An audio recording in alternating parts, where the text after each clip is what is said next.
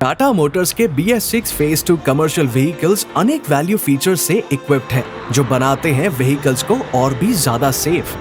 ऐसा ही एक फीचर है हिल स्टार्ट असिस्ट। चढ़ाई पर स्थिर व्हीकल को स्टार्ट करते समय व्हीकल के पीछे सिरकने की संभावना होती है। इससे एक्सीडेंट का खतरा बना रहता है।